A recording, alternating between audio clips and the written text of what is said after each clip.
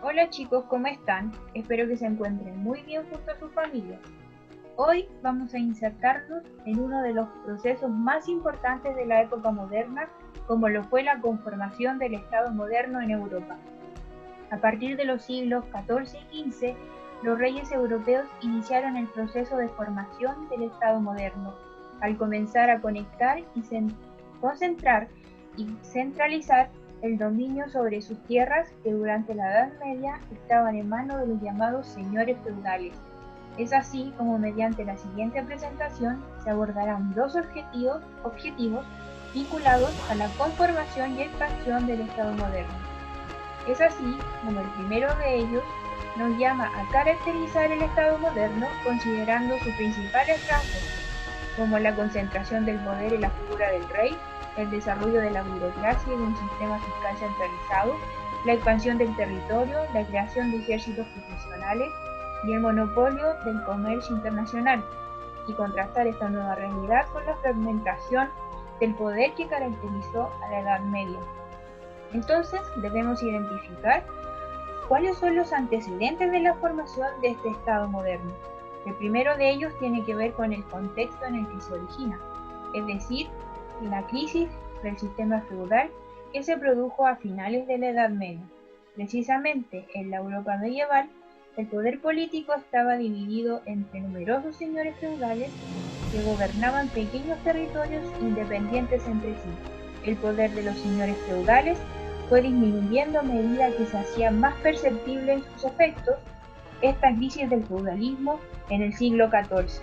Los siervos disminuyeron su número, víctimas de la peste negra, o abandonaron el campo en busca de mejores oportunidades en las ciudades que se estaban conformando.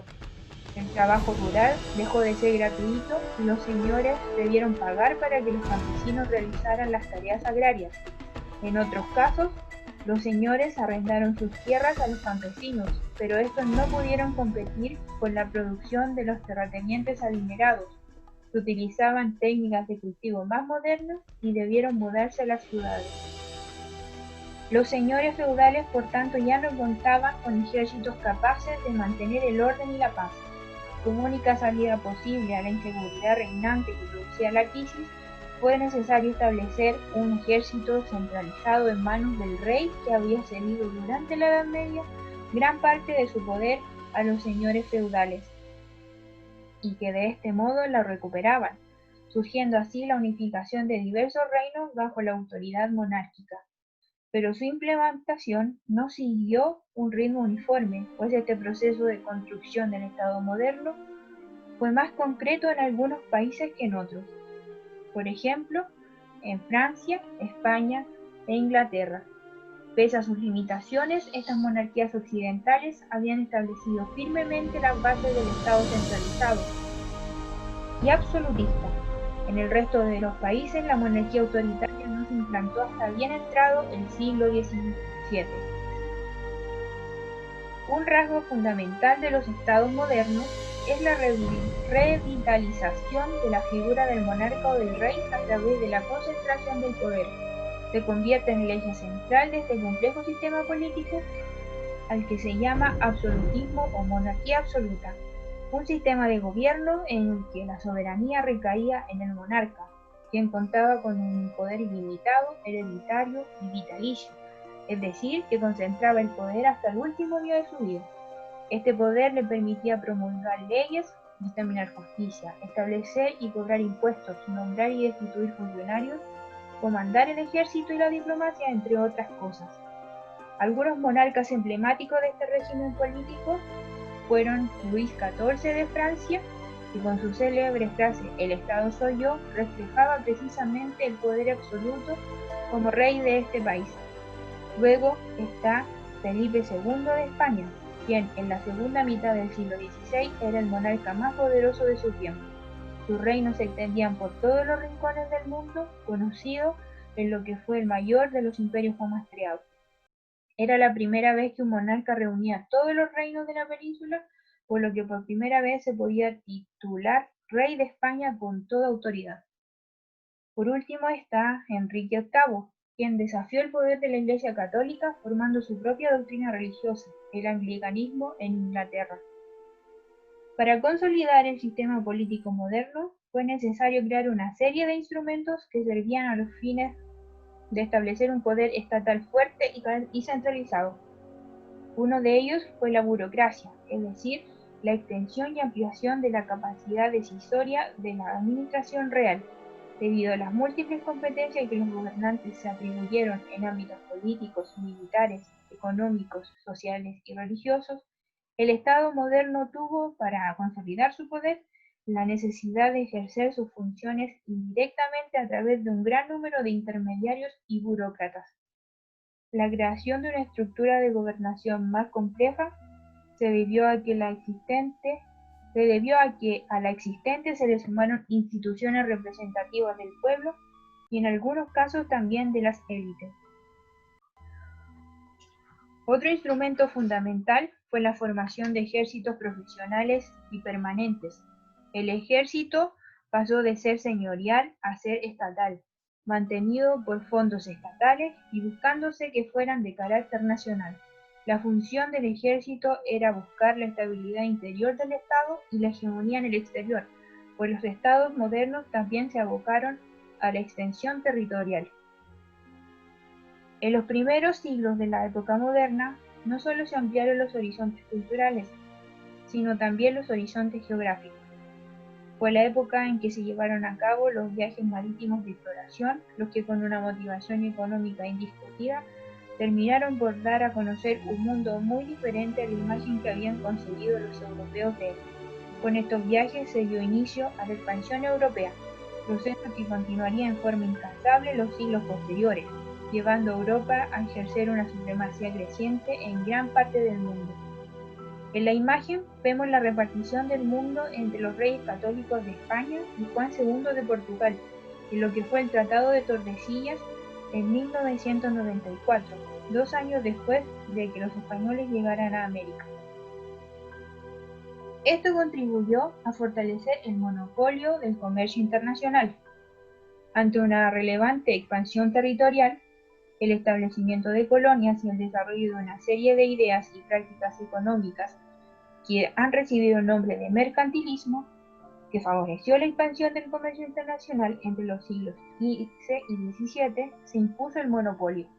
A través de esta forma de comercio, el Estado cautivaba una ruta comercial y obligaba a vender o comprar determinadas mercancías a determinado precio, lo que da lugar a una ganancia.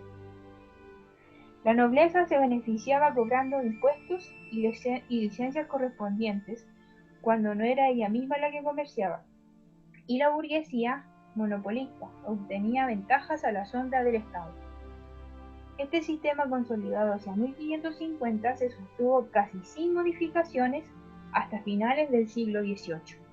En la imagen vemos las rutas establecidas por la corona española, las cuales traían y llevaban productos a América y traían y llevaban productos a España, los cuales entraban y salían de España a través de la Casa de Contratación, organismo que regulaba el comercio y la navegación.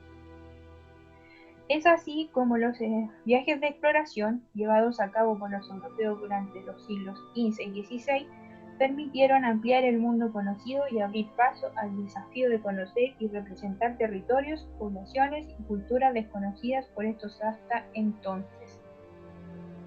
Por lo tanto, otro de los objetivos que guían esta presentación es argumentar por qué la llegada de los europeos a América implicó un enfrentamiento entre culturas, considerando aspectos como la profundidad de las diferencias culturales y la magnitud del escenario natural americano y la desarticulación de la cosmovisión de las sociedades indígenas.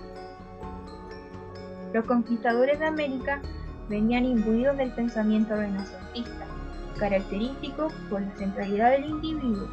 Es por ello que poder y riquezas, honra y fama eran ingredientes fundamentales para enrolarse en las huestes indígenas, condicionaban el accionar de los españoles. Se aspiraba a ser reconocido y recordado y regresar a las tierras de origen cargado de riquezas y títulos. Así estaban dispuestos las grandes cosas por conseguir su propósito, destruyendo incluso grandes civilizaciones que ya tenían un gran nivel de desarrollo. A la llegada de los europeos, En América existían sociedades con más de 1000 años de desarrollo. Estas habían generado distintas formas de vida y distintos grados de complejidad en su organización social y política. Debido a esto, la llegada de los europeos implicó el choque entre dos mundos muy diversos. Entre ellas destacan las sociedades aztecas y las sociedades incas, que formaban grandes imperios con ciudades capitales en Tenochtitlán y Cusco respectivamente. El imperio azteca cayó a manos del conquistador español Hernán Cortés, mientras que el imperio inca lo hizo a manos de Francisco Pizarro. La victoria española fue ciertamente facilitada por las divisiones políticas del mundo indígena. Los imperios azteca e inca habían sido construidos por sucesivas conquistas. Algunos grupos veían en la llegada de los invasores una oportunidad para librarse de la dominación opresiva. Tanto era así que fueron los mismos indios quienes proporcionaron el grueso de sus ejércitos conquistadores a Cortés y Pizarro. La destrucción de estas civilizaciones indígenas americanas también tuvo como foco su cosmología religiosa. Ellos creían y adoraban a varios dioses, por lo tanto eran politeístas. Estos dioses regulaban la relación del ser humano con el cosmos, el universo y la naturaleza. Sobre esta cosmología se impuso el catolicismo europeo por medio de la evangelización, la cual facilitaba la conquista y el colonialismo. Después de haber hecho un breve recorrido histórico en el Estado moderno, es propicio que nos preguntemos: ¿qué crees que significó para la organización política de la humanidad la formación del Estado moderno? ¿Qué reconoces de él en la actualidad? Por otro lado, teniendo en cuenta que América fue descubierta mucho antes de la llegada de los españoles y que su gente ya había conformado civilizaciones, debemos preguntarnos: ¿qué significó para América y sus pueblos indígenas la implantación del Estado moderno? Si fueras un conquistador europeo, ¿cuál hubiera sido tu mentalidad y relación con los pueblos indígenas?